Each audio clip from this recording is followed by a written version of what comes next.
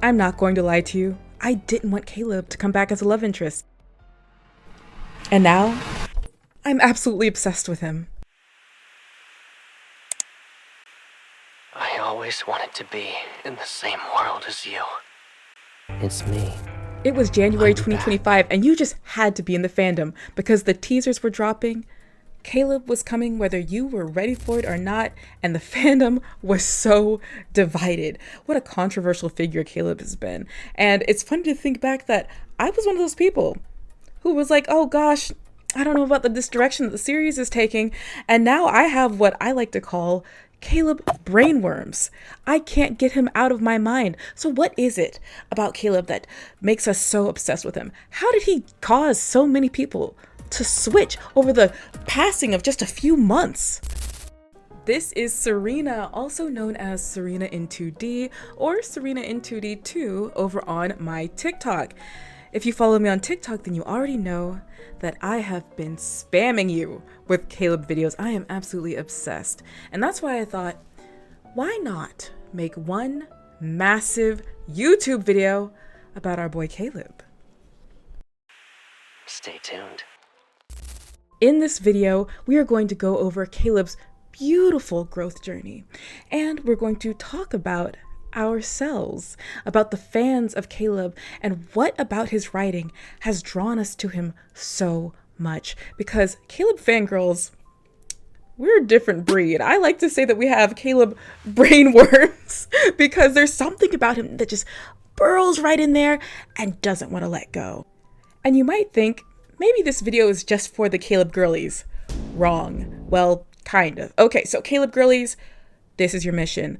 I want you to share this video with Caleb skeptics, even Caleb haters, because I think that by sharing together what we love about Caleb and what his writing has really been about, that we might get some converts. Because believe you me, again, I was one of the people early on who didn't want Caleb to be a love interest. I didn't believe it.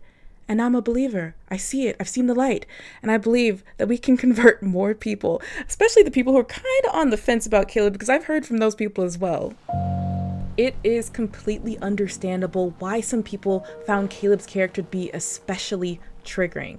The way that he treats MC and trying to control her, even in the name of love, can reflect how people in the real world have been abused by past partners. So I don't want to skim over that. But I do think that by acknowledging the darker aspects of Caleb, some people will be able to find inspiration and even just entertainment in his growth journey. And while I may love Caleb deeply, he's not the only character that I would love to do deep dives on. So if you'd like me to talk about the other LIs, then let me know who you would like me to talk about in the comments. No one will be able to find you ever again. I'll protect you forever. Caleb is the sun. He's warm, inviting, and guiding. Caleb is a black hole, not letting anything escape his grasp. Caleb alleviates the weight of the world. Caleb holds you down. Caleb is dependable and always there for you. Caleb has changed and is frightening.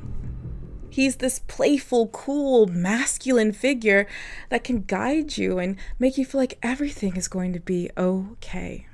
Even his darker, more frightening side has its appeal.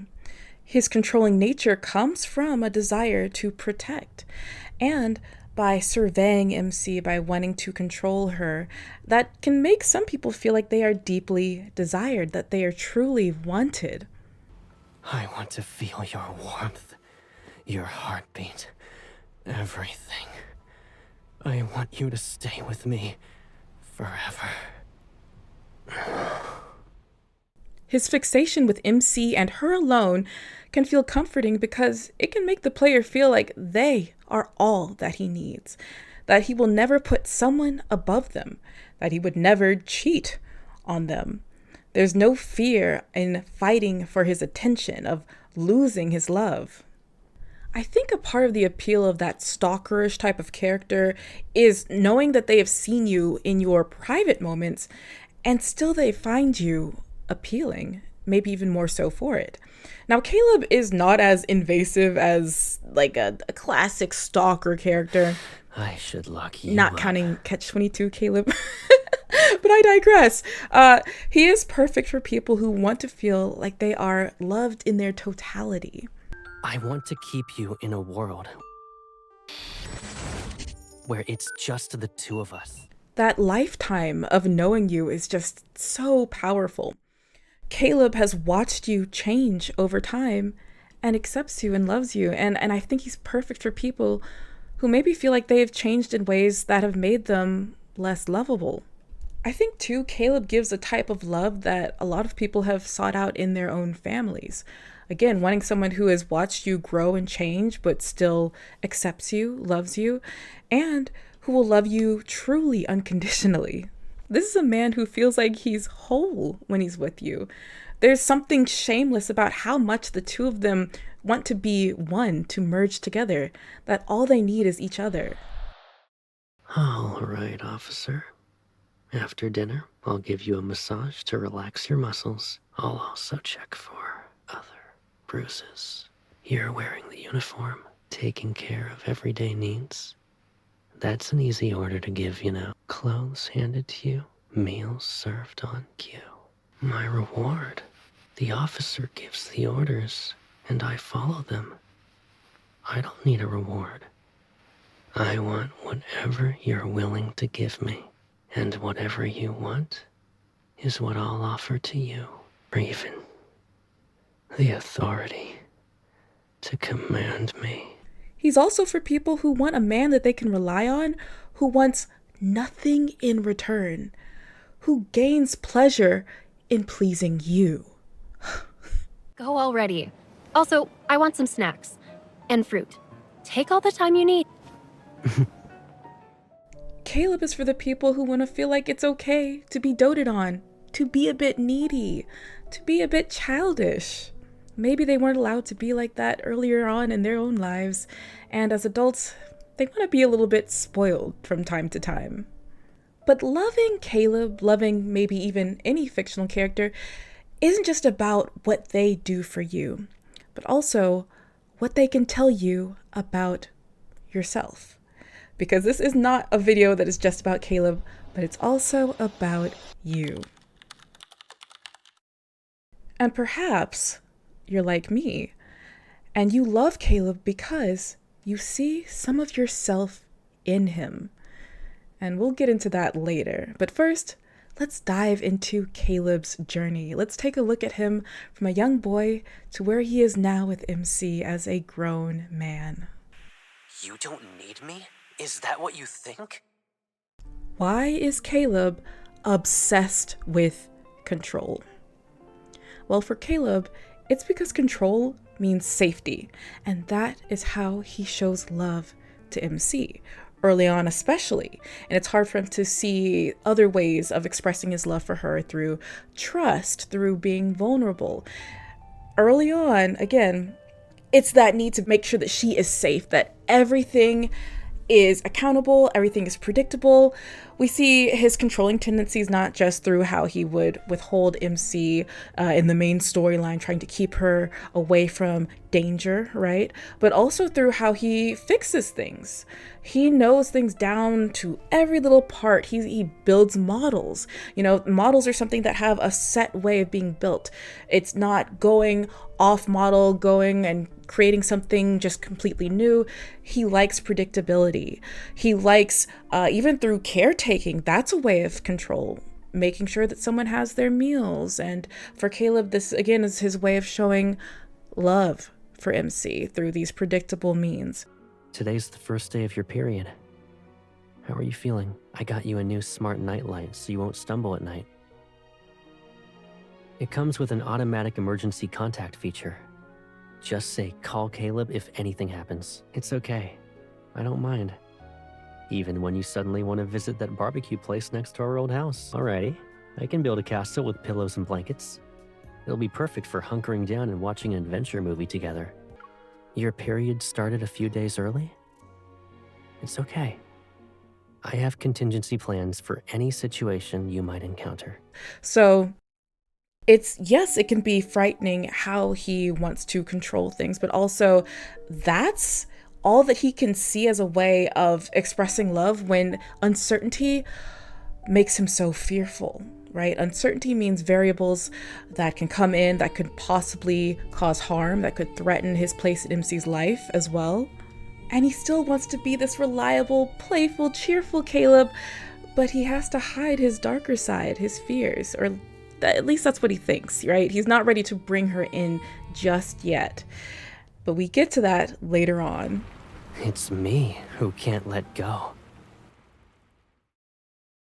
Rain's embrace is fantastic. The Bond story with him and MC trapped in the attic. Oh, it's a masterpiece, honestly, and it lets us know so much about what we need to know about Caleb moving forward. Now, yes, did this story, did it test my nerves when it came to Caleb early on? Yes, it did, because the way, you know what, let's just get into it. Now you're an adult. Does that mean you're ready to let go of my hand? Caleb. It won't be long until you're in a faraway place. And I'll be...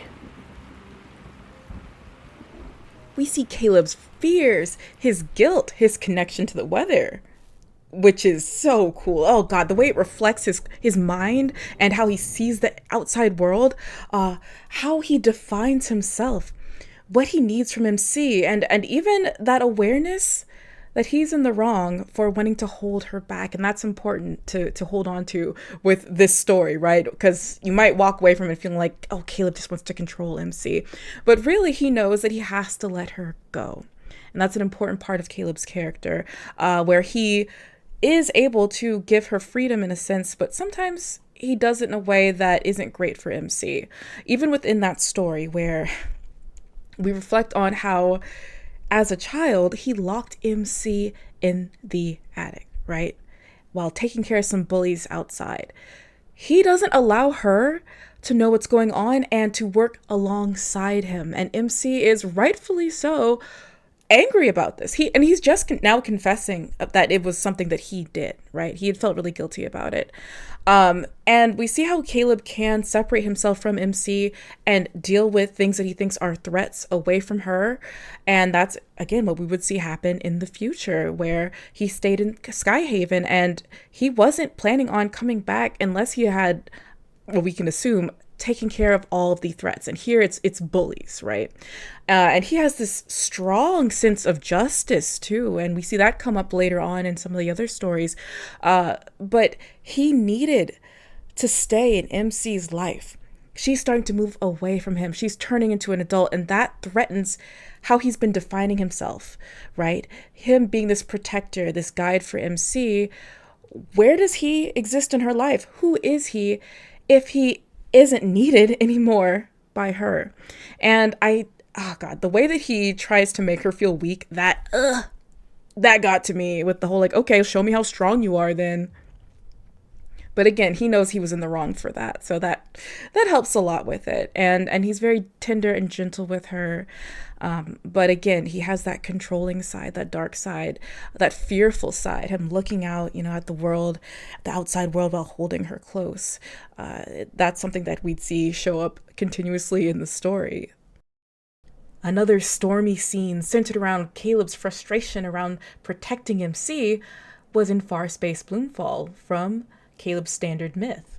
That emotional toll reaching such heights that it would interact with that chip in his brain and cause him to shut down. What I love about this scene as well is how the umbrella imagery is repeated. So we have this in Endless Summer, where we see that little childlike drawing of the man holding an umbrella and this feminine figure, of course, him and MC, and them running along together. So back then he could easily be her protector. And now we see him with the umbrella and trying to get her to get up and be with him, and he can't force her. And he collapses and he drops the umbrella while saying he doesn't know how to protect her. He doesn't know anymore now as adults how to be there for her. Whew, is it rough sometimes? Sometimes Caleb, my God, there was that phone call where they showed that he had been tracking MC's weight without her knowledge, because he helped set up her scale and he put himself in as like a shared account or something. When I tell y'all I've been on a journey with Caleb, just know I got that phone call early on and I was like, are you kidding me? It drove me crazy.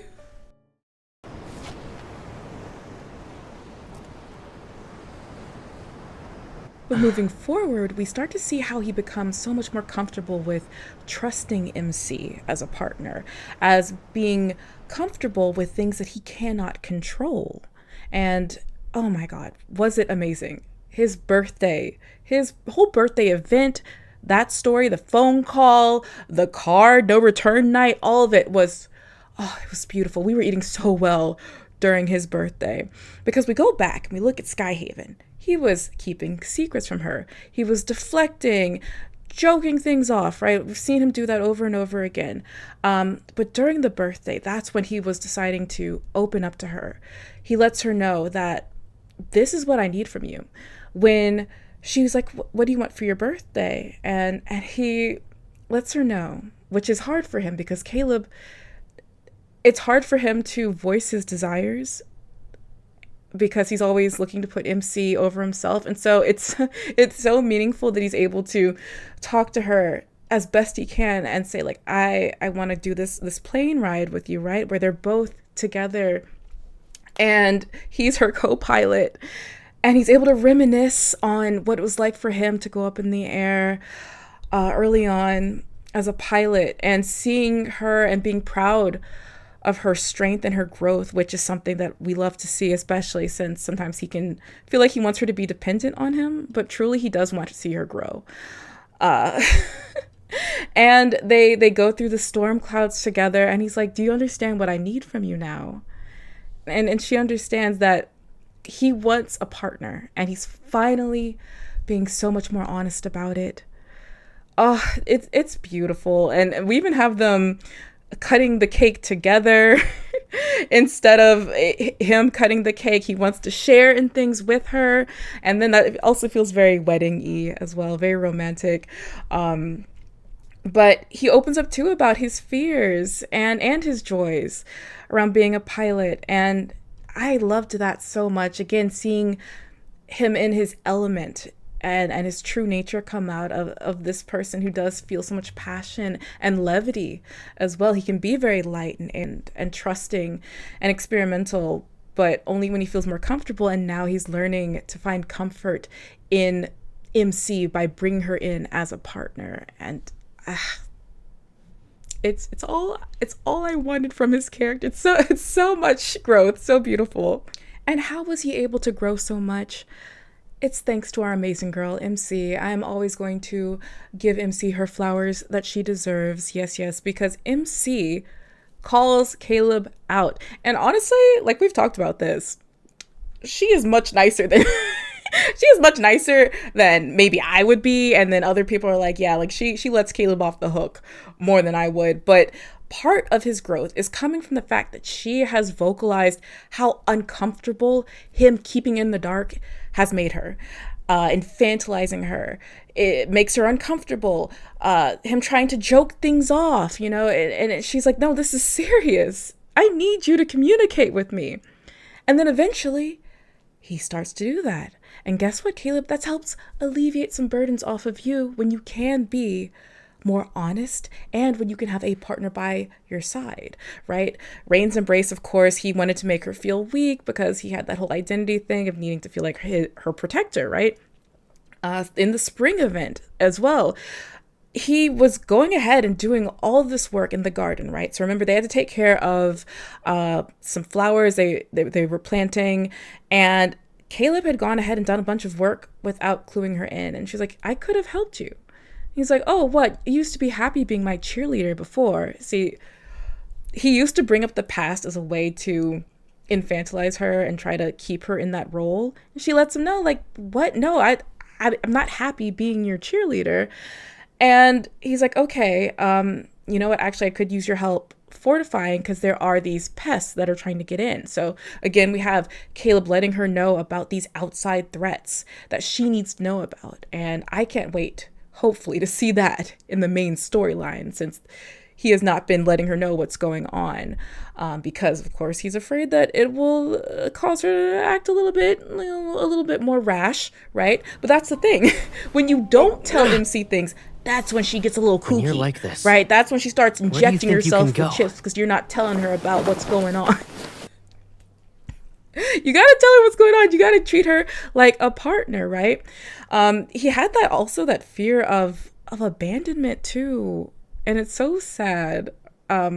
Connected to that identity as a protector, and not being able to imagine a future as well, and that ties into, gosh, his trauma, right? So, no surprise, somebody who has been traumatized and who has an obsession with the past has trouble with imagining a positive future, with being able to see change as something good.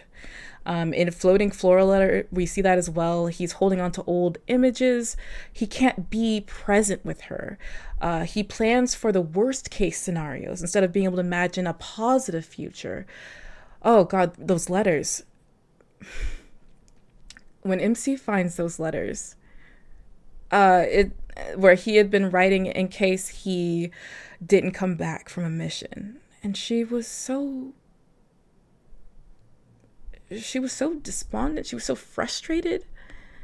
She found recipes and she tries to replicate them, and she's like, Caleb, I need you to make this for me. I need you to live, and I need you to focus on survival. Stop being this martyr. Stop focusing on just trying to hold on to old images of me, looking at these old images before you crash, before you die. Focus on coming back. For this magic trick, my invitation will be flowers and an embrace.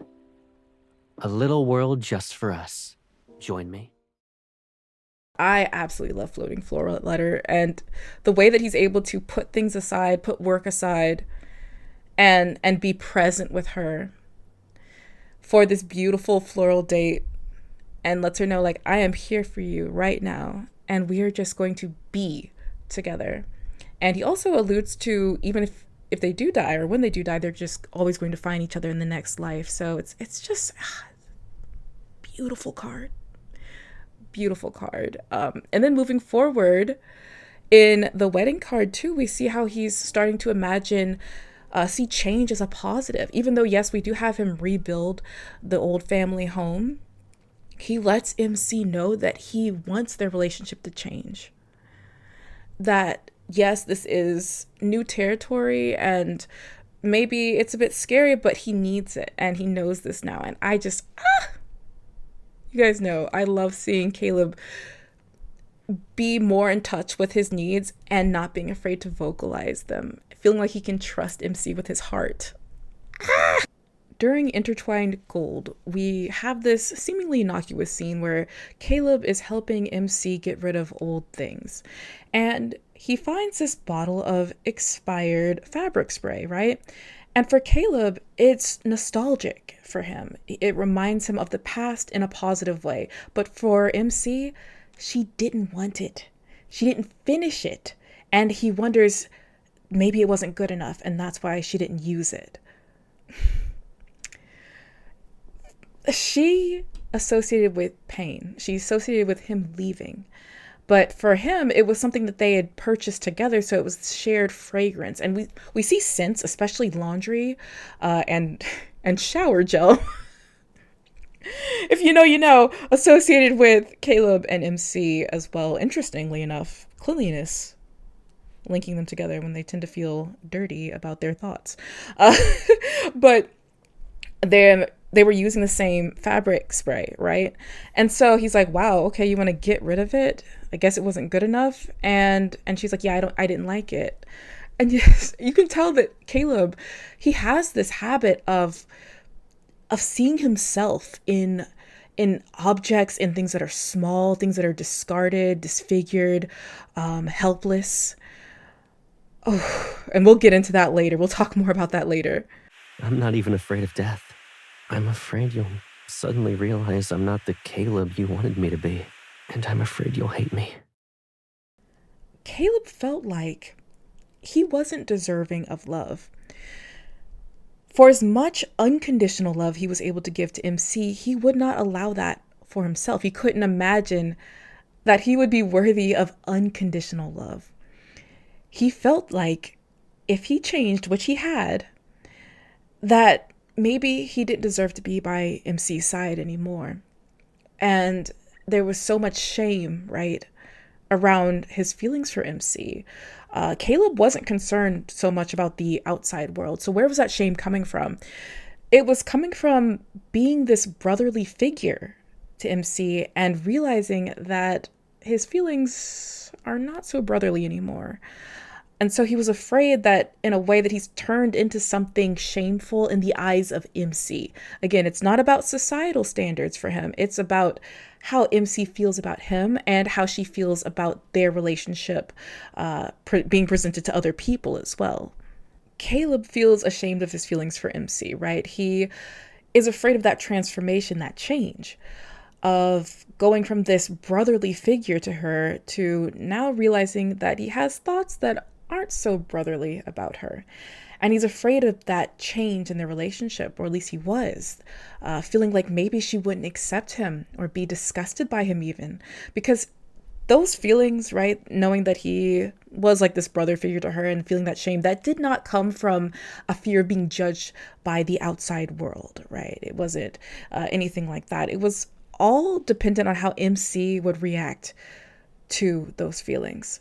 He was afraid that she might reject him and feel maybe even betrayed. And really, the only times that he cares about what other people are thinking, it's because of how it will affect MC, right? So he's concerned about how she'll introduce him to other people as a way to know how she views their relationship and if she feels ashamed of her feelings for him. So for him, he felt like change could mean that he is no longer deserving of love. In the main story, we see her, MC is feeling like Caleb is now unrecognizable. Who is this man? What has he done with my Caleb? And he understands where those feelings are coming from. And of course, the tragedy of it all is that he turned into this darker version of himself, right? Because he wanted to protect her. He did it all in the name of love for her. And he can't, or at least he feels like he can't be open about What am I this. thinking about right now? I wonder, how did you turn into someone I hardly recognize? Oh, I know. You're thinking some chip got put into my brain, right? And now I'm no longer who I used to be? What if I told you I was always like this? Your life has threats around every corner. And so he's ready to carry that burden. And you can see that's really irking him. He feels so conflicted, so pained to hear her say, like, who are you? What have you done with my Caleb? But he's just going to carry that burden. In Intertwined Gold, oh my goodness, he has that nightmare. And he tells her, and he's being so open, again, that communication is getting better. He tells her that he's afraid that he's turned into a monster, calls himself a monster, and that he had a nightmare that she rejected him. And that he was becoming a Caleb that she did not want him to be. And so he feels like he wasn't living up to those standards. And again, lets you know how aware he's been of how he needs to become this idea that he's been, the standard he's been holding himself to since he was a child, that I need to become this type of adult for MC. I need to be this figure in her life. And then feeling like he's failed her, that he's become twisted and dark in a way that would remove her love from him. And whew. Endless Summer. That was a divisive card. I've heard some people say that they loved it, they hated it. I initially really loved it, but now I can understand why some people don't really care for it that much, right? So it's where MC and Caleb meet up, just by fate at an old convenience store that they used to frequent as children, and it's the final day for this very nostalgic place to be open, and they close it out one final time, and it's the one with the beautiful endless summer hydrangeas, right? Which we see associated with Caleb. It's in his name. Don't worry about, he's always associated with summer. And Caleb, what he does do during this card that I appreciate, he acknowledges her as an adult, and not in a way to show that he's angry about how things have changed, like we see in Rain's Embrace, like, oh, okay, you're an adult now. No, here he's respecting her as an adult. And he's weary too, again, uneasy about like how she's talking about him to her colleagues, how he would be introduced. And again, that ties into what we saw for New Year's and them not quite coming out yet. And we'll get to that. We'll get to that later on. But how he feels guilty during this card about what transpired in Skyhaven. How he locked her up, how he didn't respect her, how he leaves her with just that little coupon, that apology coupon. And he uses it, right? He slips into her pocket, and she asks him, like, if you hadn't been able to give me that coupon, what would have happened? Like, you just would have not said goodbye to me, right? And that's one thing about Caleb's character, is that he can be avoidant when it comes to any kind of confrontational or even scenes that might be very emotional. He'd rather leave without saying goodbye rather than confront MC, or sometimes even people that he's helped. He has this discomfort, I think, with even being seen as a hero, and then also with feeling like he's hurt someone through leaving them. So he'll just up and leave. We see that later on as well in Exclusive Aftertaste. He tries to just leave, and then he comes back because he needed to talk to her, right? And we'll talk about that later. We're going to circle back around to a lot of different things, so just stay tuned in. Caleb always holding himself to these high standards, right? Let's look at Hidden Waves, where Caleb is sick. He's caught this cold, fever, and he's locked himself away from MC. And she barges in, right? She forces her way in. She's like, let me in, let me in. And he lets her know that he feels like he can't show his weaknesses, his vulnerabilities, because he wants to be dependable. He wants her to feel like she can always rely on him. And of course, though, a part of him does want her to come in and doesn't want her to leave. And we see that time and time again, how he'll pull her back into a scene if she tries to turn away, and he's like, well, you're here now. It's because he truly wants a partner, but he doesn't know how to go about it because he's afraid that MC might feel less safe or might be less safe. So he has to always be this strong, masculine figure, this dependable guide. And if he can't be those things, then he's going to dip again. He has that need to hide away, to just not be confrontational, not shake the boat at all, because he needs things to be constant, controllable, the same. But of course, now he's learning how their relationship can change in some really beautiful ways. And in Burnline too, we learn even more how as a child he had this expectation of becoming a hero, of being this perfect, strong, reliable figure, through MC and him talking about that I'm guessing an anime, a mecha show that they watched together. Don't be scared. Just hold onto my neck like a little koala, okay? I loved Burnline. It was so good, and it's underrated. Maybe the most underrated Caleb card ever. That was a great promise card. If you don't have it, if you haven't watched it, please do. Do not just get distracted by his glorious cheeks. That's the one with him in the harness and the woo.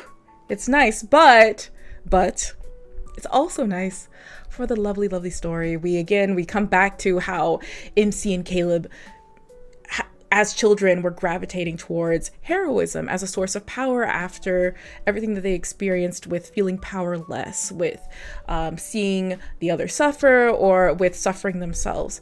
And what I love too is just seeing them be so playful and competitive. Love it when they can just be, competitive with one another in a way that doesn't try to demean the other. Very cute, very flirtatious. But also, what we see is that Caleb and MC did not become these perfect heroes.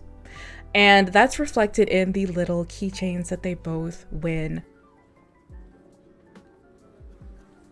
Judging by the color scheme, it's probably based on the XY007. It's just missing a few details, you know?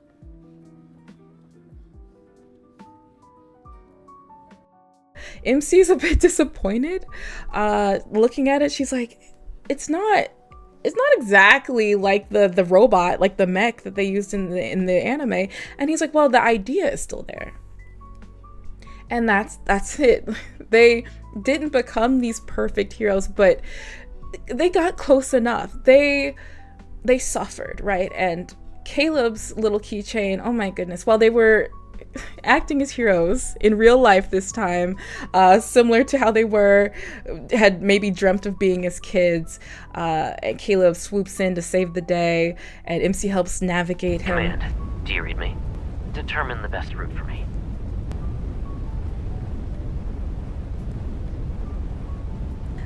The keychain gets singed. Caleb's keychain takes some damage, and he tries to save it. He's trying to brush it off. Oh gosh. And Caleb, of course, he is so aware of how he's changed, of the fact that he is mentally ill. And he has to learn, though, that he is worth preserving, that he is worthy of love, even though he has suffered, even though he has changed, even though he might be considered damaged. And I just love, again, how we see Caleb seeing himself in these like small objects, things that might be discarded. My goodness, even the dragonflies from the beach banner. How, God, we learn how as a small child he would look after dragonflies. And then bullies would come and try to harm them, and he would give them the old 1-2. So again, that strong sense of justice, that hatred towards bullies, people who would subject helpless small creatures to pain. And I think that Caleb really does have a soft spot for children because they are so vulnerable. And that might sound interesting, when we bring up children and what happens in the main storyline, and him not really seeming like a protector of children there. But what that lets us know is what lengths he'll go to protect MC. Because we see when MC's fine, yeah, he'll protect these children. He cares. He really does care. But he kept MC from saving Kevy. And maybe he didn't know what was going to happen to Mia. But of course, we see these parallels with siblings and MC and Caleb. And I'm sure that was not lost on Caleb either. So, oh my gosh. But also a parallel that we see here with Burnline is how Caleb, after this explosion, after all this damage, right, MC can't find him. She doesn't know where he is. And then she learns that he's in this cloud cafe. And then she's reunited with him. She finds him. And that reminds me of, again, how they were separated after the explosion at the house. And he lets her know that he's always going to be there for her. And the two of them, they're not heroes. They're people who have suffered. They've, been damaged. But really what they needed and what they need now is not to be heroes. They just want to be with each other. They don't feel like they have anything to prove. And they are good enough as they are, and they are perfect for each other. What do you notice about Caleb's living spaces in Skyhaven compared to the other LIs? It's almost devoid of decoration, of ornament, of life. His Skyhaven home looks livable for sure. We see a kitchen, a bedroom with pillows, even a few decorative ones. But you don't get a sense of the personality of the person who lives there. It's simply a functional space. Caleb's lack of self-care can be seen through his living spaces and, I believe, even his dry skin. He keeps himself well groomed. I mean, look at his sideburns. I love his sideburns. It's those little details. But also, again, look at him in uniform. He is an organized, fastidious military man. But also, his skin is lacking moisture. And it's not just something that us fans have noticed that maybe would be some oversight in who they hired to be his 3D model. No, in universe, his skin is noted to be dry by MC. So that means it's intentional. I think Caleb doesn't do things that are extra, like moisturization. He's at a high altitude, so I believe that's the source of his dry skin. It could come from maybe washing himself too often, but I do think at the very least we know that it comes from living in Skyhaven and flying at high altitudes. He doesn't decorate the space he's in, but you know what happens when MC decides she wants to stay in his bedroom? That bedroom transforms. He provides everything for her. We see pinks and reds, more decorative pillows. We see her pink kitty headphones. These are things that he bought for her to make her comfortable. But he wouldn't extend that for himself. In the bedroom that he would take up after her spending time at his place, there's dust. There are dust particulates everywhere. Now it's tidy, but it doesn't feel lived in. Where are his different interests, his hobbies? What makes it feel like a space that would be comfortable and welcoming? But over time, we do see some growth, even in how he manages his Skyhaven home. It's a small detail, but if you remember the birthday phone call, MC had apparently broken or knocked over a model airplane that Caleb had built near the entrance of his home, and she thought she had put it back together perfectly. But you know, Caleb is a details man, and he noticed one piece was out of place. He tells her that he bought that model because it was the same one that had been at their old home together that had exploded, right? So he wanted to bring that piece of home, something that was comforting, to Skyhaven. And in the rebuilding of his home in Lincoln, we do get to see his personality, his interests, and just a warmth and lived in nature that we did not see in Skyhaven. So while it might seem like a regression to some people, it does show that there was some growth with Caleb and that he is making space to express himself, even though he's living a life that isn't optimal in terms of him having to still work forever and travel in between Lincoln and Skyhaven often. I can personally relate to Caleb in this way, especially back when I was in college. I found it hard to decorate the spaces I was in, not only because I saw them as more transient, but also because I think I had shame around who I was and fear around getting to know myself and displaying it in ways where other people might be able to see it. Luckily, I'm doing much better now and I'm able to proudly display the various bits and bobs that make up who I am and my past. I love having my collection of Sailor Moon trinkets, of Jujutsu Kaisen figurines, of Chainsaw Man merchandise. All of these things bring me joy, and especially during times of stress, I'm able to look at them and find inspiration to keep going. And I hope that Caleb is able to keep crafting spaces that make him comfortable. Feeling a lack of safety as well can bring about those feelings where this space isn't a place to make homey and comfortable because you're at a heightened state. You don't feel comfortable. For Caleb right now, things are especially precarious. Caleb feeling ashamed of his desires could create a mental block. This fear of getting to know himself. And if he doesn't want to know himself, then surely he wouldn't have wanted to see himself reflected in his own spaces.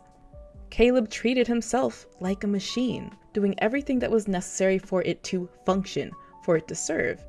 And of course, he is someone who has lost his physical humanity and it has been replaced with machinery. And I think it reflects that aspect of his personhood and how he sees himself.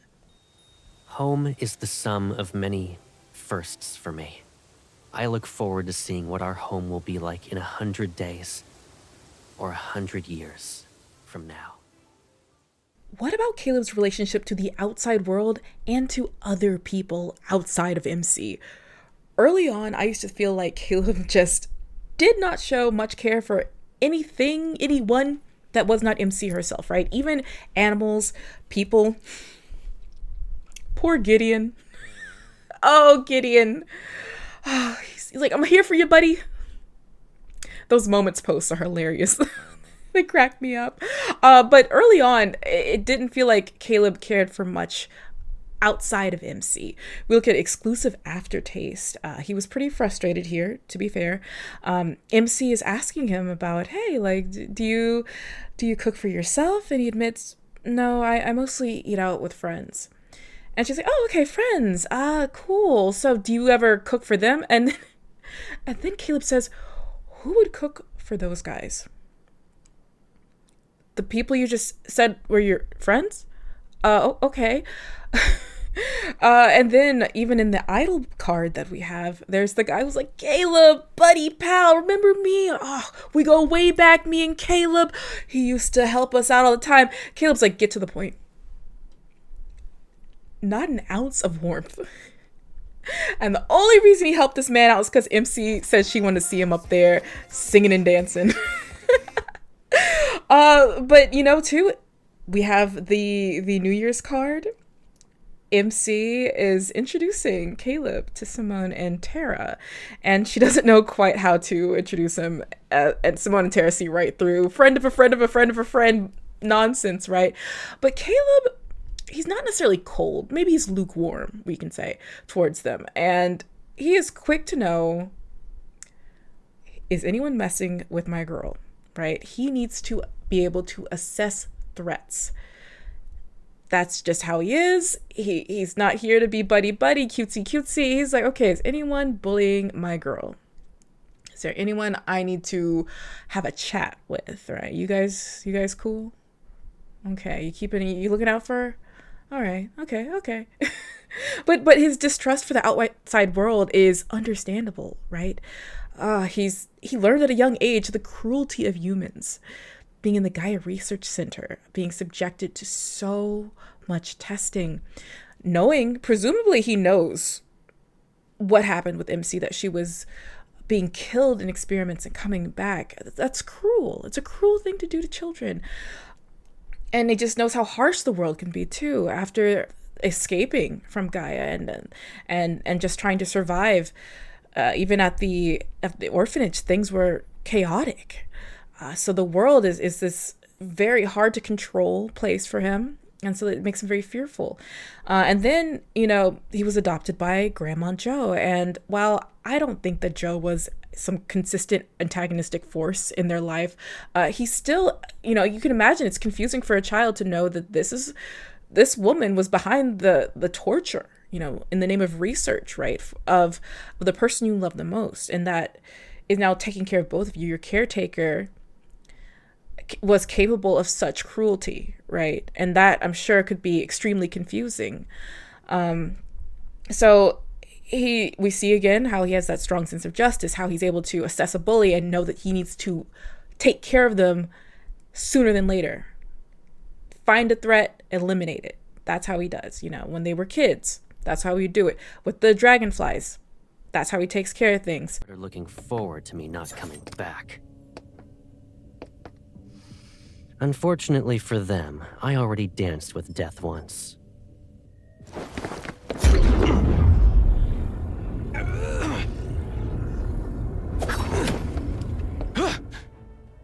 I won't die again. It doesn't matter if you succeed or fail. You've chosen treason, so the consequences are still the same.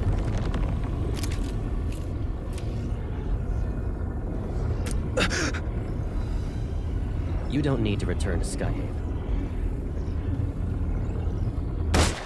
So it makes a lot of sense. And even now as an adult, he's being targeted. We've seen how he's had to thwart assassination attempts. And he knows that a big target is on MC's back, so he's hyper vigilant again. That heartbreaking with the dragonflies and them two not really being able to rest. That's how Caleb is. He's always on, and he feels like he has to be, and in order to be this protector that he feels like he needs to be to ensure MC's safety and to ensure a place in her life. But recently, they've been giving us so much more of Caleb caring for other people. But I did like that they added on the parts about the dragonflies when they were children. But what we're starting to see is Caleb coming into his own, shining, oh my gosh, making peace with the world. But we knew that he was fine with confinement. Right? MC has been pushing him to get out there more. And in the Decoherence myth, while he was adventurous to a point with MC, what they really wanted, what he really truly wanted for the both of them was just to have their own little world. Just the two of them in a controlled environment. That's all he needed. And then in the beach banner, oh my goodness, they get cut off from the world. They're on some little island after the storm, right? And Caleb actually starts to romanticize this whole situation. Whether he's being 100% serious or not, it still doesn't matter. The point still is that isolation starts seeming pretty nice to him, even in this scenario on a deserted island. He's like, well, we're cut off from the world. I could fish for us.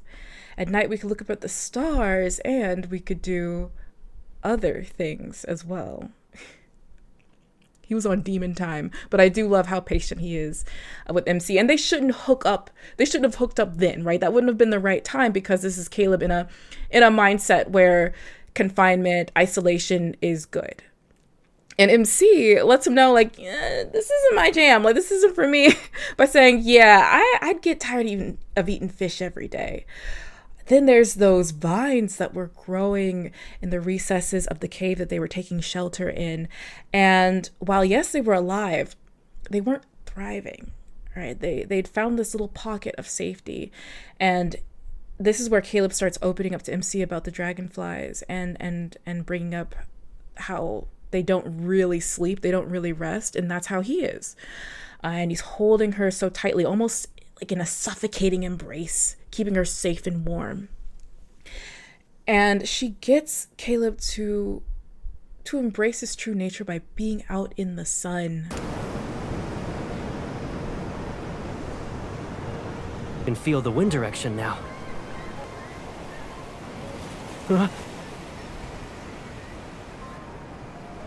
You're using my evol?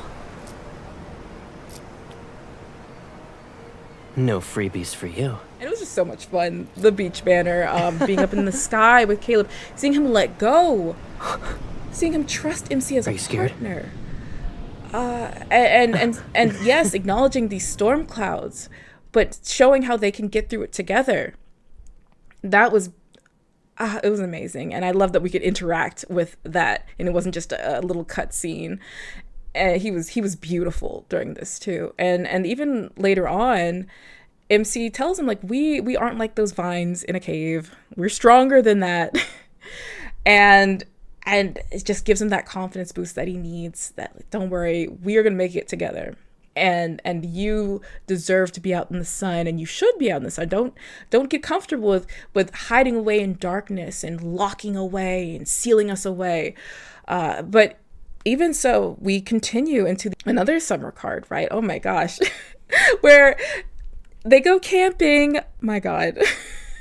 And yes, it was very flirty, very spicy, but also we also have MC talking about Caleb like he's a plant, and talking about how he needs to get out and be out in the sun. And he's also conversing with people, having a pretty good time.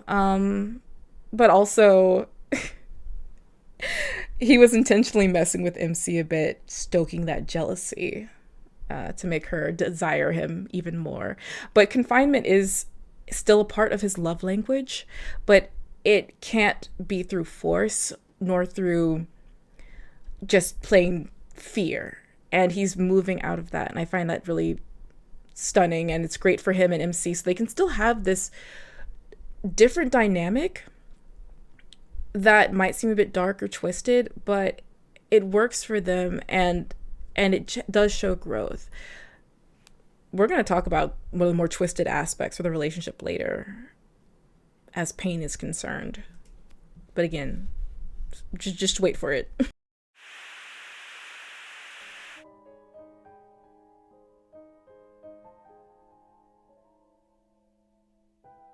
What was I supposed to do? Stick around and wait for them to give me a gold star sticker? So Caleb has these avoidant tendencies. We've seen how he tends to struggle with his words, with being honest, right? I think Caleb tends to focus on action for that very reason, and he might start leaning more into that, especially as he started feeling more shame. We see how, again, I brought up how even in acts of heroism, he does not like the spotlight on him. He doesn't know what to do with praise, I think, but also when he has to do something that might hurt MC's feeling through departure, through leaving, he'll find a way to do that without even saying goodbye. In Yearly Nostalgia, this was a big one. He was doing so much to make up for not being there with her. He was there being put to work. You know, MC's like, I need your help fixing the weather vane and doing all of this and that. And he's like, all right, I'm on it. That's how he knows how to show love. Easy peasy. Through taking care of someone, through fixing things. And then we see, though, when it's time for him to leave, he's not able to say goodbye. He's not able to be there and hug her and say, I'll come and see you again soon. One telling thing about Yearly Nostalgia is right before Caleb got there was this big storm.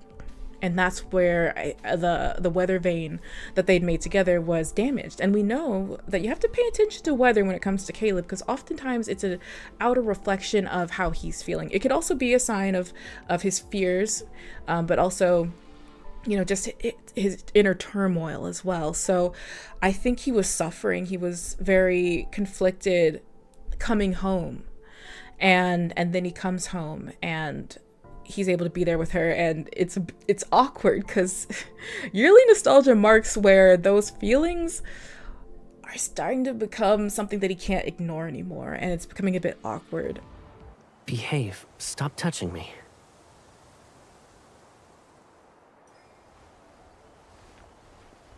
Hey, do you think I'll let you do whatever you want?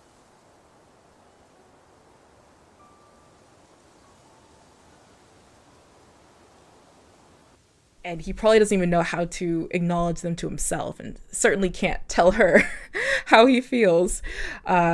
So again, he separates himself. He doesn't know how to speak to her truly, but he knows how to be there for her physically, and he tries to give her, was it like a medal or a pin that he earned, and as this sign of protection, like he's always going to be there for her since she was missing him so much. Oh, it was just really sweet seeing how he's trying to make up for lost time there. It was just another card too that shows how Caleb can be so bright and so inspired, even spontaneous. The boat ride that he decided to go on with MC, you know, he just wanted to make the most of the time that he had with her. Jump. We can board a ferry from that dock over there. It'll take us upstream to the Blossom Bridge in no time. By the way, in summer, the sun sets in the northwest. The perfect season to watch it slip behind the bridge. Do you want to check it out? If we start running now, we'll catch the next ferry. Maybe.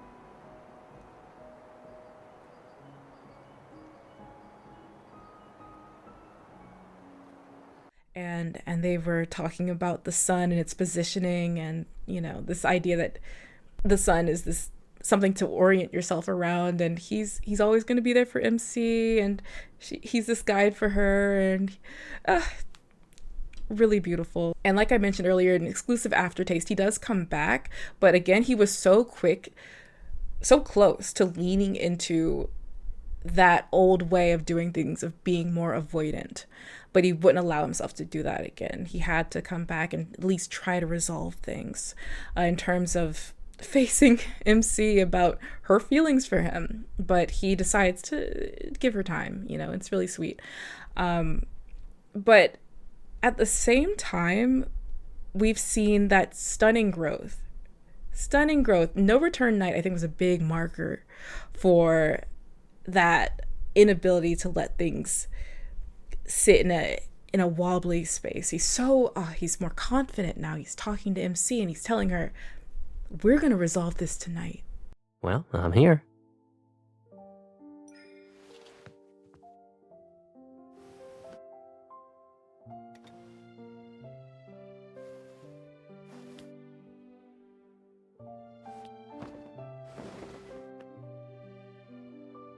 You used to always watch me open your gifts and hear me say how much I like them. It's not midnight yet. Don't leave me. Not until my birthday's over. He grabs her wrist, but like he gives her room to leave. And she doesn't, and then he pulls her in. Oh, it's so good. It's so good. You're underestimating me again. I don't need you to protect me. For as much as we talk about how Caleb was afraid of MC moving away from him, MC herself has issues around abandonment because of Caleb leaving her. How has separation affected MC? When we go back to one of their first interactions that we see in the main storyline, MC is keeping secrets from him so that he doesn't worry about her, and he feels like she's keeping him out about important information around her safety. Caleb, I was telling the truth. It was just an accident. You and Grandma have enough to deal with. I understand you want to hide it from Gran. We've caused her enough trouble since she brought us up together. Now that she's older, it wouldn't be a good idea to make her anxious. But why do you have to hide it from me? Can't you trust me now that we're all grown up? I don't want you worrying about me. It's not often you get to come home these days, so ruining the mood is the last thing I want to do.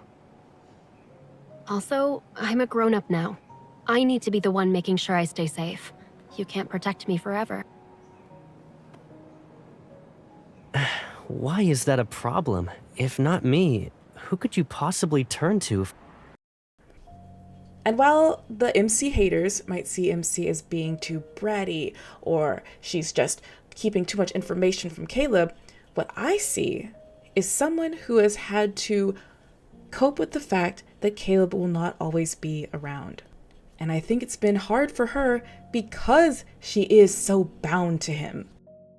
He's been someone that she relied on all throughout her life, this son, this stable thing that she could always rely on.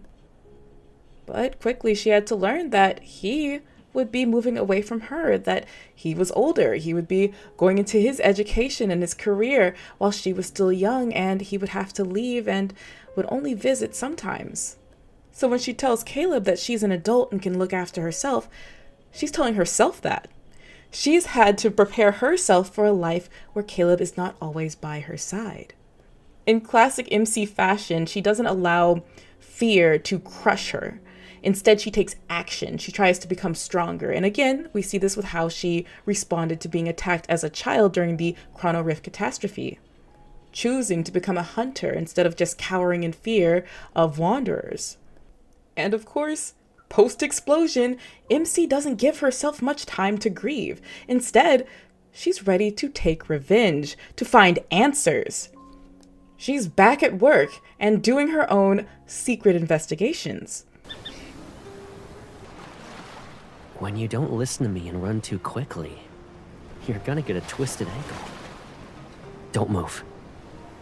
It might be dislocated. I got this.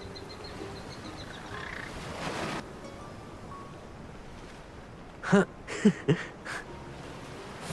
The way you attack me hasn't changed a bit.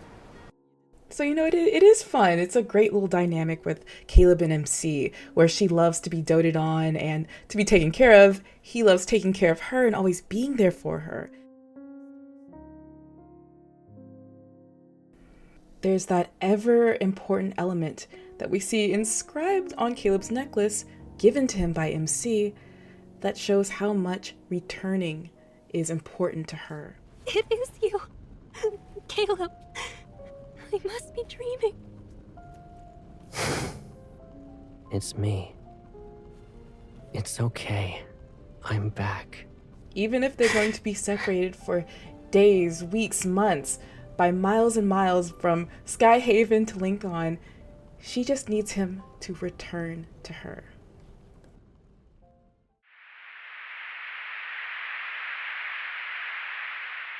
Is Caleb into pain? Now, there's something fascinating about Caleb and MC's relationship, and it's how they're able to bond via suffering, right? Through discomfort, through even a fall, going down together.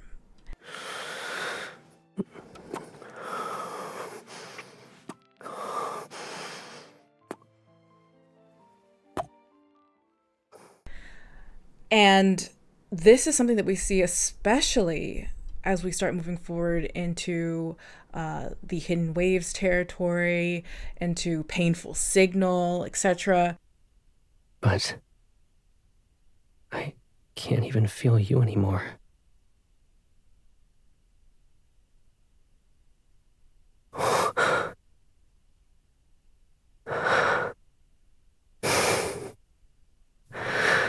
If that's what it takes to feel you, I'll accept it. I remember when we were starting to get that content coming out, I was like, oh, this is interesting. Really, though, in Far Space Deprivation, when MC's having her little freak out, she bit him, and Caleb knows that she's not going to remember what just happened, right? He's pretty much sure that he can tell her things right now that she won't remember in the morning. And she tells him, you look like a sinner who's ready to confess. And he tells her, won't you share in this sin with me too? He knows that he has been doing maybe some sinful things, or maybe his feelings are sinful, but he wants to share in that with MC and not suffer alone. Even though he tries to push her out, we know what he truly wants is a strong partner, someone to help alleviate some of this pain, this suffering. We know that he will pull her close. In Hidden Waves, again, of course, it seems like, oh, he wants to push her away. He pulls her back and tells her, like, no, you have to be here with me right now. And he loves spending that time with her when he does eventually relinquish that need to keep up that facade of the strong man who never gets ill. And wow, Painful Signal. That was the one. When we got the trailer for that, I was like, is this going to be some kind of interesting situation when it comes to Caleb's relationship to pain? And it was. We had not seen Caleb and MC resonate at that point. But what we were given was a scene that felt like a resonance scene, where they were both causing each other physical pain. MC lets him know that she will bond with him through pain, and he lets her know that if the only way he can feel her is through pain, then he will take it. She sees his exposed arm. You know, he has this metal arm, but it's not fully robotic. It's not fully metal. There are, oh God, it's gruesome. There's the fleshy parts. There's still parts of his bones, his nerves, his tissue encased in this metal. And he opens up to her about how he can barely feel anything in this arm, that he still wants to feel her. And MC squeezes his hand hard enough, not just for him to feel her, but for her to feel pain, that because it started to hurt her to squeeze him. And it was like this bonding moment. Again, it was like resonating when when you're playing the game and you have to hold it. It's like you're resonating with him. And it adds this interesting twisted layer to their relationship, and it makes them feel different and special in a way that aligns well with their idea of isolation, that they have this unconventional love that maybe other people would see as twisted and dark, but it's something that works for them. And then in the birthday card, I think a lot of people missed this one. there's the sourness, right? We see Caleb with lemons and citrus a lot, especially for his birthday. We had the lemons and the oranges. Fun fact, I made Caleb a cake. Today, I will learn how to breathe. For his birthday. I made Silas one too. Caleb's cake. And I incorporated the apples and the oranges and whatnot. It's really, really fun time. I decorated it on live, actually. It was hilarious. The cotton candy kept melting that I put on top. But anywho, at first, at the beginning of the story for his birthday, MC has brought Caleb a drink. You know, he's in his Colonel fit, and she brought him a nice little drink. And he likes lemon juice, a couple of shots of lemon into whatever type of drink that was. I'm gonna tell myself it's not coffee. And he's like, did you test it for me and make sure it has enough lemon? And she's like, we're not kids. I don't need to test that. Like, I don't need to drink from your drink to see if it has enough lemon juice. And you can tell he's a little bit hurt, right? But then we get to the celebration, right? To the real gift, to the moment where MC is giving him his real present. And why did I not bring this with me? Oh God, 1 second. Hold on. Let me get my prop. Here we go. I ran to TJ Maxx to get those damn candies. They were selling out everywhere. Oh, online at least. And the Chinese fangirlies, they were snatching them up. And I was like, I know that is right down the road from me. Hold on. But they had those sour candies, and boy did they share them. That was the meaning behind that whole saliva swapping little kiss that they had. So crazy to think about, actually, in retrospect. Oh my God. But that was them sharing in sourness together in a way that they didn't at the beginning of the story. And it really reflected that dynamic in their relationship. Even MC taking the touring chip or injecting herself to know what was going on with Caleb, that was her way of connecting with him, and she knew his suffering in a way that he wasn't communicating to her about, you know. And so again, we repeatedly see this kind of twisted side to the relationship, but it works, and it's interesting. I really have enjoyed how they've played with that. I don't know moving forward if we're going to do much with pain anymore, but these are two characters that have suffered in a similar way. They have that shared past of being experimented on, of being in an orphanage together and suffering so much. And now they can still have pain be a part of their story in their love, but in a much safer way. What was that, Pipsqueak? By the time we got to the birthday card, we had the end of Pipsqueak. How do you guys feel about that? How do you feel about not being called Pipsqueak anymore? Like, when someone pointed out to me that he didn't call her Pipsqueak not once during the birthday card, I was like, oh my God, amazing. And I love that little detail. And that was the setup the whole time. But still, I miss it. I miss it a little bit. Okay, I want a pet name. I'm also a Silas girl, so I do love being called Kitten. I don't care. It's not cringy to me. I love it.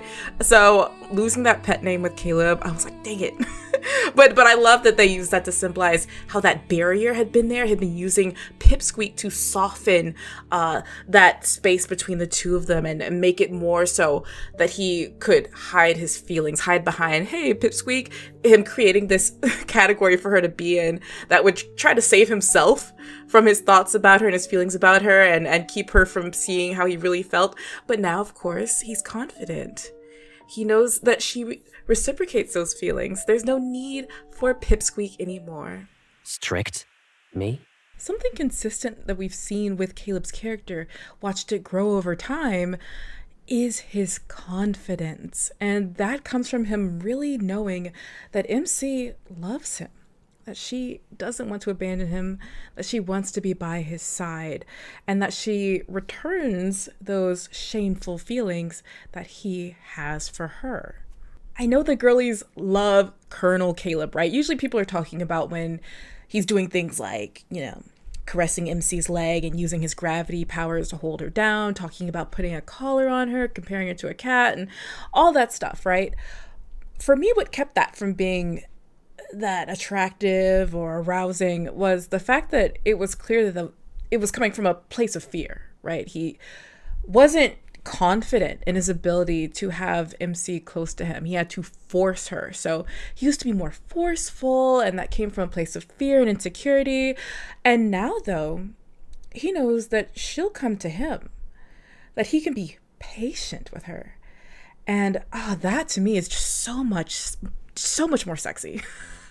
So much more attractive. We see it in the summer card. I'll put the name up. I can't remember off the top of my head, but when she came to his tent and just knowing that she's attracted to him, right? And he's like, oh, I haven't done anything yet. He can be flirtatious when he knows that he already has her. And it's just amazing, especially too with exclusive aftertaste. That's when we finally start seeing him get to a place where he can calibrate himself and be a bit more calm. It was very tumultuous at the beginning. He wasn't even ready to approach her. He watched her from a distance. He didn't know if he even wanted to be in her apartment with her because it was so painful knowing that he had these feelings for her and knowing that she had those feelings for him. So he was frustrated about it. He was falling back and he was trying to avoid falling back into those old ways of their relationship of being jokey, fun Caleb. MC was still holding on to that. And that was a nice switch up because Caleb was usually the one that we see being like, hey, Pipsqueak. Hey, all right. what's going on in your noggin? All that cutesy talk. But he was like, no, I don't have time for that. Right? So he has that frustration, but by the end of it, he shows that he's ready to wait for her. As she comes to term with her feelings for him and can start expressing them more freely. Even in the spring event story, the flowers were representative of that love, and he was so much more patient about the flowers taking longer to grow. And MC was the one who was like, why are our flowers taking so long to blossom? Everyone else, they're selling their flowers, doing this and that. And he's like, just give them time. They'll bloom when they're ready, and they'll be gorgeous when they do. I love that. And man, the birthday card, him sitting there ready for her to give him the actual present. And he's like, are these the end credits? He knew she was going to come out of that room. He didn't have to force her. He wasn't frustrated. He just waited. And then, of course, he does, grabs onto her wrist and gives her a chance. And then that was because she was starting to bolt. I love MC. She can be very bold, but then also she gets flustered. She gets nervous. My girl, love you. But Caleb was like, we're going to deal with this tonight. We're going to face this tonight. And this wasn't the first time we saw them kiss. The first time was during the spring card. But boy, did they... What was it, 6 hours? And I think it was mostly just... I think it might have just been like a passionate makeout session, to be honest. I know it's wild. I know it's weird. It's wild. But still, because later we get the idol card. He is extremely patient, but he's still letting her know, like, I didn't know it would hurt so bad to have to be so patient. But he, as well, he's also not ashamed of his feelings. There's no fear in his attraction to MC anymore at all. He's just like, it's here, and I'm here for you when you figure out what's going on here. Why my body is just burning up. It's at its limit. Like, what exactly is happening between us? It was a good time. I'm a pizza. Time for some magic.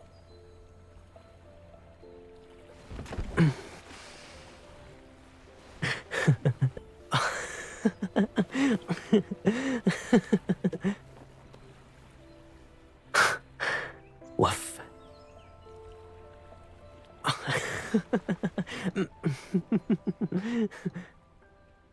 Caleb he's our puppy, our cutesy little puppy boy. And part of that, of his puppy nature, is his playfulness. And when he is more fearful, he isn't able to express himself in those playful ways. We saw again in the wedding banner him talking about as a kid how he didn't feel like he could really be immature, be playful, and how he needed MC to be that excuse. One thing I love about that too, I forgot to bring this up earlier, but for the wedding card was how MC was looking after him when he had a nightmare, and he was like, what am I, like a child? You think I'm childish? And she's like, yeah, actually, yeah. And that card was that invitation to be playful in the way that he wasn't able to be as a child, that he wouldn't let himself be, in the name of protecting MC and wanting to be this mature figure in her life. Them in this fantastical space, this dreamlike space for them to let anything be possible.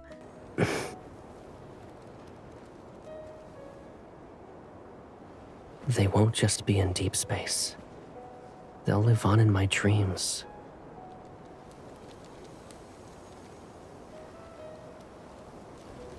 And it was so necessary.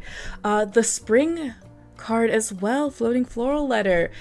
He was letting go, putting his fears aside, being present with MC, and also part of that, Mr. Wolf. He was allowing himself to be playful. He was rolling around with MC, pulling her down, just being snuggly and cute. And the two of them together, I love it. I love that. And of course, too, I love it when they can be competitive in a playful manner. So the more comfortable he can feel, the more playful he's allowing himself to be. And that's been great to see as part of his journey. Make sure you never want to leave. Manipulation, but make it sexy this time. When we look at how Caleb and MC's relationship has changed, there's these nice little callbacks they put in to do parallels with, so we can see how something that we saw earlier on that was in a negative light has now been turned into something a bit more positive. No Return Night, the birthday card.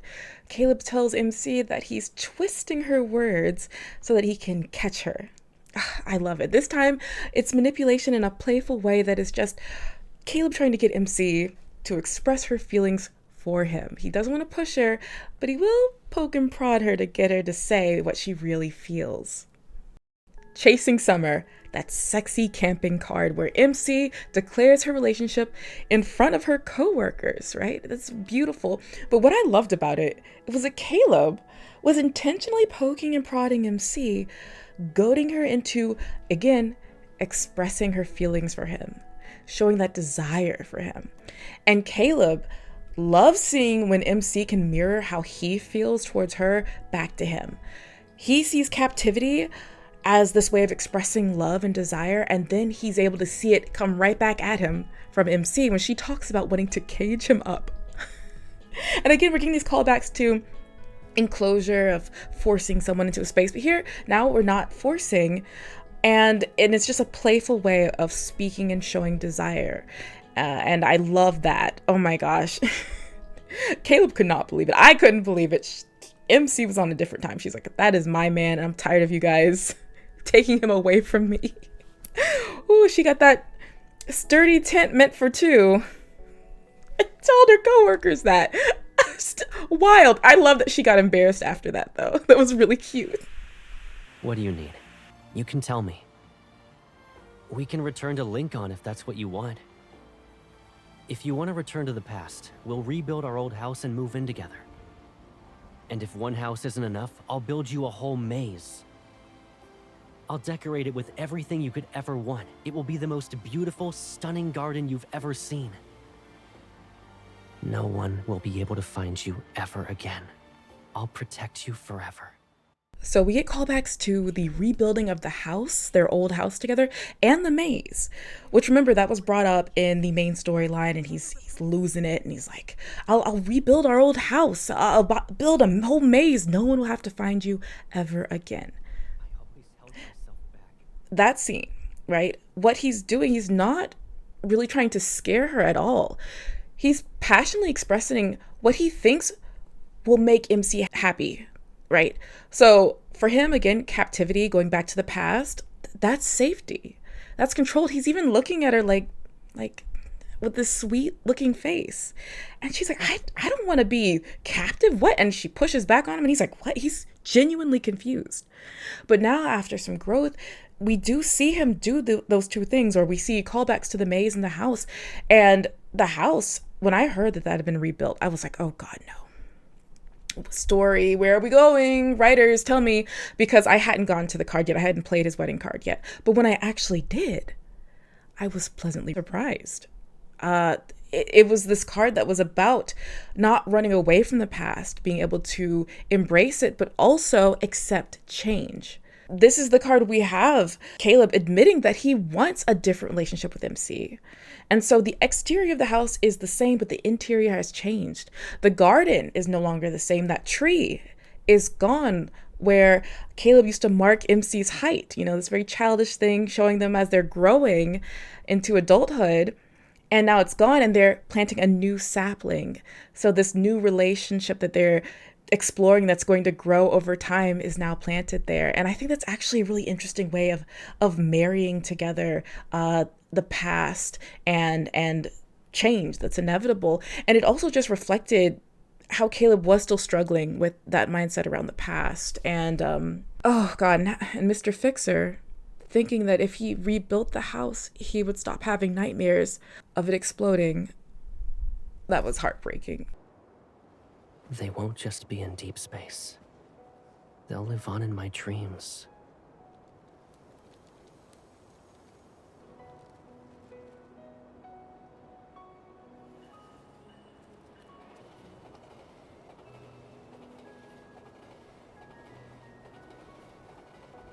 Adventures that only existed in dreams have become today's reality.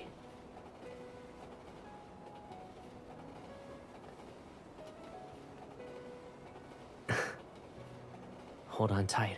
The train is about to leave.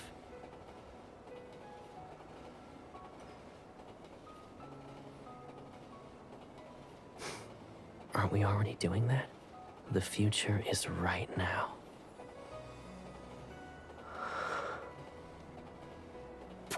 But now he's able to have good dreams with MC and look forward to a new future with her instead of being stuck in the past and recycling that trauma over and over again.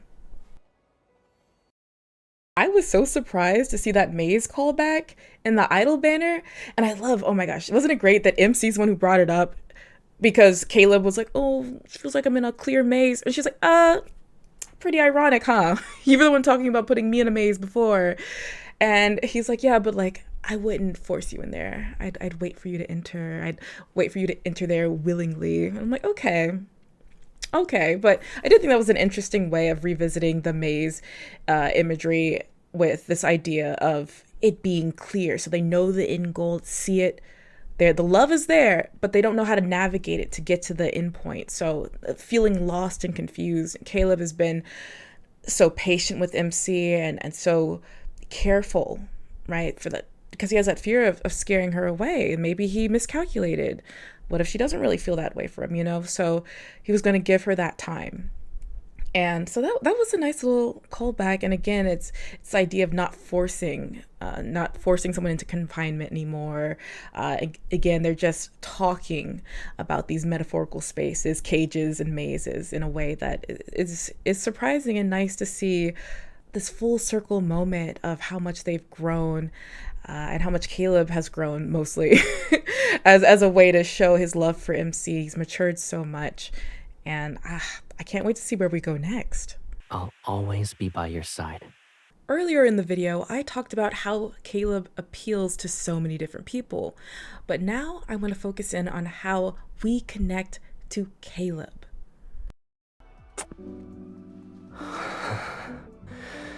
I've always wanted to claim every part of you for myself. Caleb is such a passionate character, and he really encourages that same sort of passion from his fan base. And I think that a lot of Caleb fans can relate to Caleb through his traumas, through his struggles. And Caleb's love story, his journey, is important because it shows us how love is acceptance. Caleb is this tormented and flawed character who is still able to be loved and is still able to change. People who know that trauma has reshaped them, I'm sure, can connect to Caleb, maybe turning into something that they're even ashamed of. Caleb's story reminds us that we're worthy of patience as we heal, and that we can find love, and that we're capable of giving love.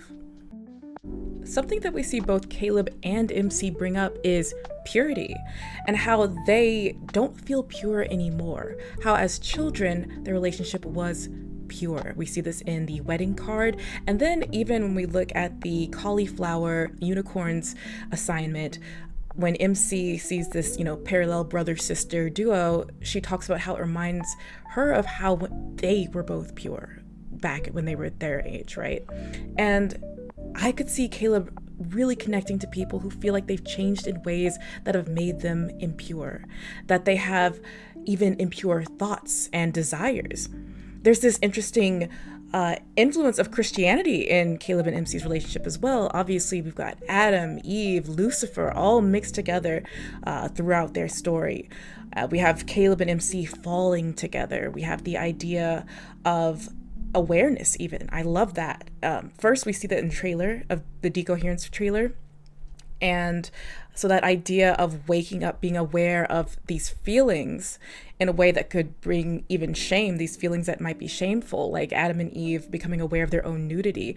In the idol card, they talk about that awareness of desire as well. So I could see people who have a connection to the church, who maybe have some kind of trauma from religion, connecting to that fight with desire and feeling like you've become impure or changed in ways that have separated you from something holy and good.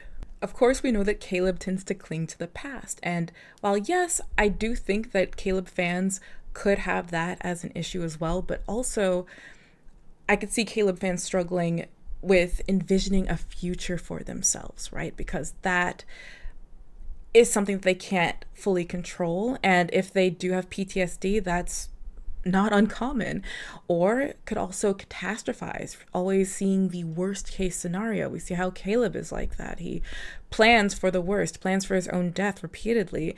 And then, of course, he's able to learn how to live in the now and envision a positive future and move forward into the unknown with more faith in something good happening. Where are my overachieving Caleb girlies? Because I know why you like him. You might seem okay on the outside, maybe you attract a large crowd, might be popular, but your scars are invisible. If you suffer from mental illness, people might not even be able to clock it. Caleb's pathless realm anecdote was perfect for illuminating this part of his character. We see him through the perspective of Timothy, a character who aspires to be like Caleb but knows he could never reach his heights, but is shocked when he learns about Caleb's mental health score. Even when we look at what Caleb has been through physically, everything is hidden. The chip, nobody can see that. His arm seems perfectly fine. The narration in the anecdote even lets us know about how Caleb suffers alone, the pain that he endures, the psychological effects of being lost in the deep space tunnel. For people who didn't have a support system or didn't know how to reach out for help, but knew that they had to perform, I'm sure they can connect deeply with Caleb's character. So of course we know how Caleb loves control, but I could also see people relating to how Caleb needs controlled environments. And in that way of needing things that are familiar, they might have a hard time envisioning the future or not catastrophizing when envisioning the future, not always just planning for the worst case scenario. That's something we see Caleb deal with.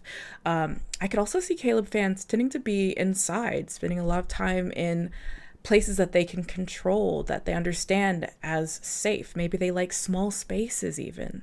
Caleb fans can relate to knowing what it's like to put other people's needs above your own, and maybe even being disconnected from your own needs. like Caleb, having to grow up quickly, look after others while maybe you yourself were still just a child. Caleb is accustomed to hiding his emotions, trying to seem reliable and perky, even if he is fighting with himself on the inside, even if he's dealing with some dark issues. And I am sure there are many a Caleb fan that can relate to that. We talk a lot about how this game is healing, how the kind words and actions of these fictional love interests help us in the real world. But I believe loving and accepting these love interests helps us love and accept ourselves more. I believe we are sometimes attracted to people that are hurt in ways similar to ourselves. And sometimes our desire to help them is rooted in a desire to heal ourselves. So we show the love that we wish we had received to them. Or maybe we have already started our healing journey and we understand how to heal. And so we connect to these characters that have suffered in ways similar to ourselves because we know that we can help heal them. I like to take my time when I show my affection. While we see Caleb be able to heal thanks to the love of MC, does that mean that romantic love cures all? That if you relate to Caleb, that all you need to do is get out there and find your perfect partner? Let's think about it this way.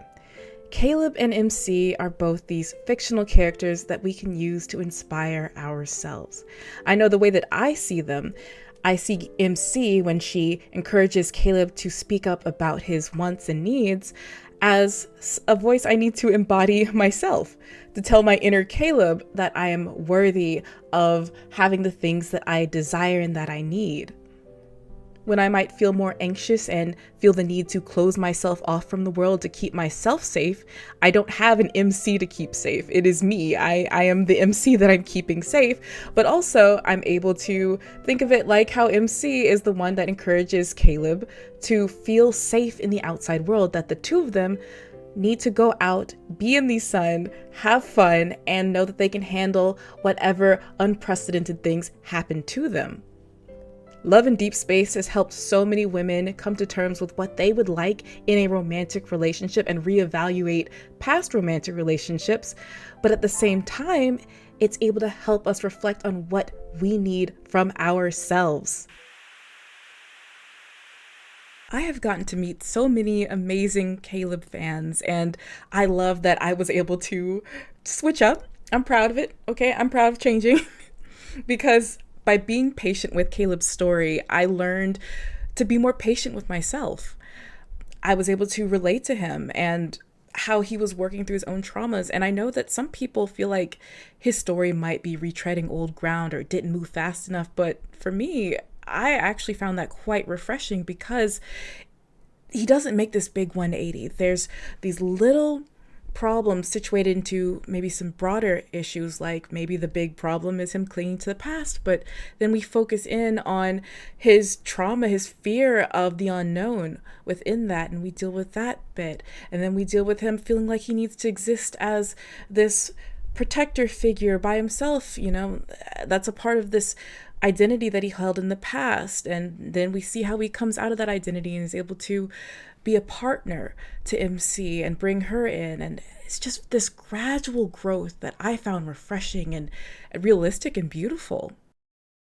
Aren't you guys grateful? I know some people might disagree, but aren't you grateful that they did give us a more layered character than just a crazy yandere man? They really went to great lengths with his character to allow him to have room for growth, to be a lovable character that still does have those darker tendencies. And we're able to see him work through them in a way that creates a compelling story.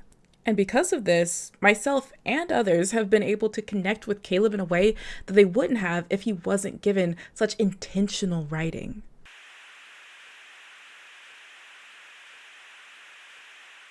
Thank you for watching to the end of my first in-depth character analysis video for Love in Deep Space.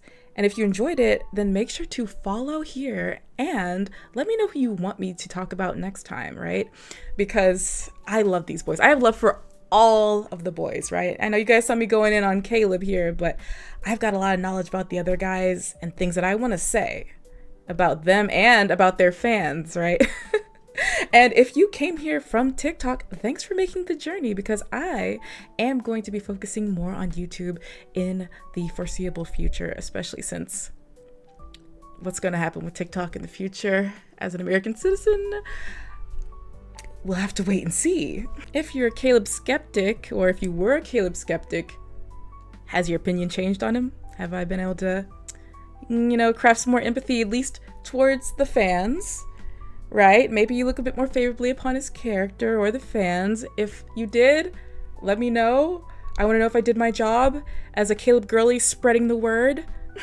But yeah, this was actually fun to put together. It was a fair amount of work, but I love Caleb. I love yapping about Caleb. So I am looking forward to working on that next video when you guys tell me who you want me to talk about. So make sure to follow me here. Don't miss it. And I'll see you in the next one. Bye.